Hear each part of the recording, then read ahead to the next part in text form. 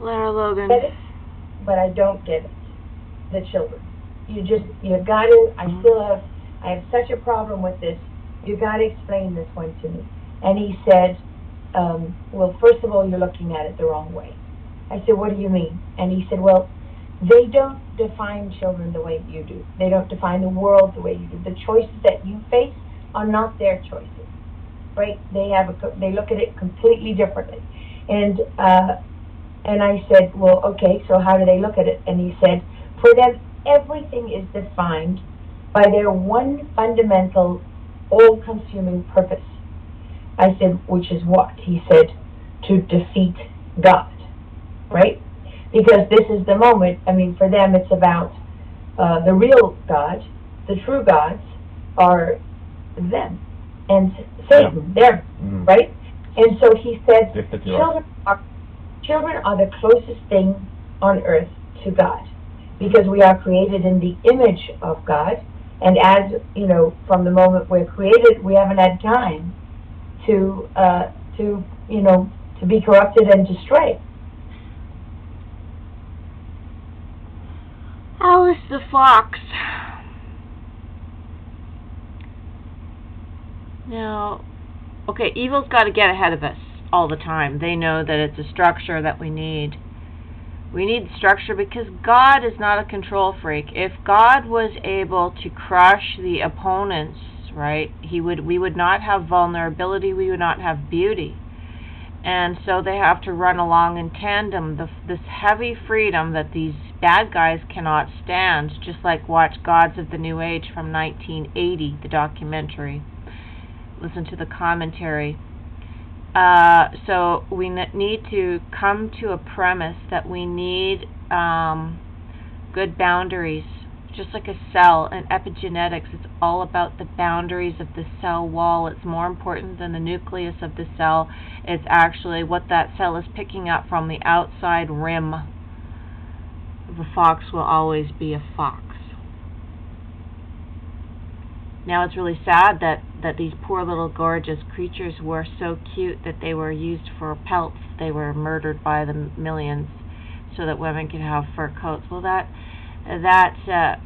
is the downfall of America. Actually, America has got so much good in there, but they cannot keep on taking from animals like that for decoration. That's why we have animals that can keep growing their hair so that we don't need to. And same with cotton. Cotton was a godsend, and wool. So we don't need furs. Now, so the thing is that we need to have the structure of the philosopher kings, or the guardians of the knowledge of what is good and evil, or what works and what doesn't work. Those philosopher kings have got to pass tests. Because they have to be well-rounded in philosophy, mathematics, everything. They have to be like super high intelligent, but also have the heart that's in there. And they have to be tested. And they have to, secondarily, in the structure, we need to have soldiery. Like, we need our own golems, big strong people, the alpha male, like Max Spears, that they're trying to get rid of. We need the protection of alpha males that are protecting not only the earth and the farmers and the workers. They need them to protect these guardians, the philosopher kings, these monarchs or autists, these solitary ones who are not in it for the money. They don't get a salary. All they get is room and board by the bottom. See, that's the thing about their own think tanks. You can't think in a tank. These self-appointed rulers, or whoever they are, they're the opposite of the true philosopher king, because they got money.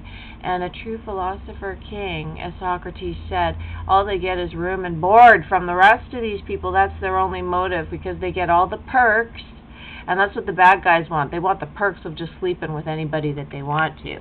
They want to just sleep with each other. That's not Socrates' point. The point is that they're so philosophical that they don't get jealous or possessive of wives, husbands. They're not really in the whole husband and wife phenomena, but they understand that they do need those people that are. They do need the normal people that, carry on business as usual.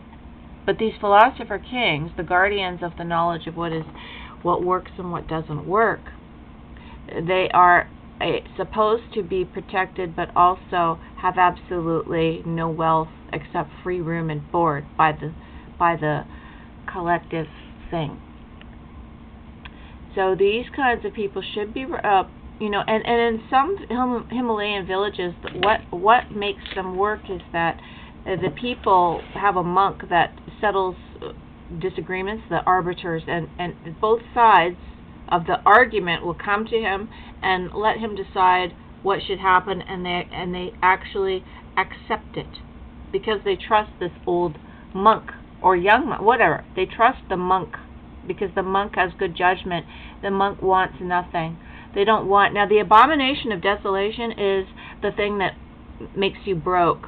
The abomination, that's those, I have first-hand knowledge that these drag queens, just like in the movie Paris is Burning and in the movie Dressed to Kill, but Paris is Burning 1990, everything is, I want, I want this, I want that, I want this, I want that.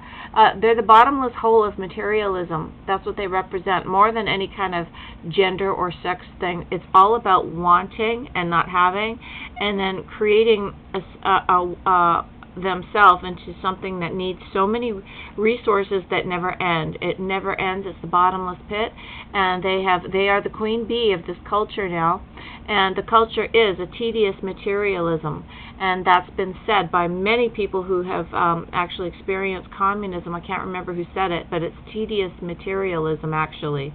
That's what it is all about, is tedious, which means that it will never satisfy. It never satisfies. It's the big nothing from the never-ending story. It never satisfies. It never ends. And the philosopher king is where the opposite of that, where they're already satisfied. Now, before you choose these philosopher kings, make sure you have tests in place.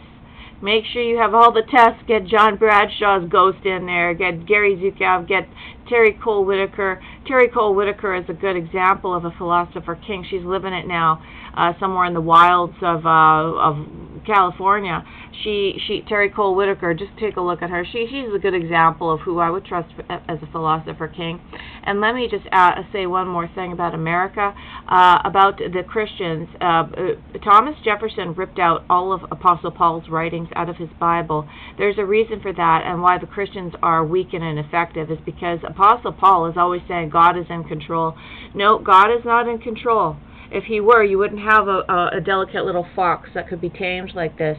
God is vulnerable, or he created a vulnerable, if this is God, God is in nature. Nature is vulnerable. It dies. It's under attack all the time from the enemy. That's the way it is, because the enemy is the cancer. So God is not in control. Excuse me. God is not in control. We're going to have some sort of a final judgment and rewards.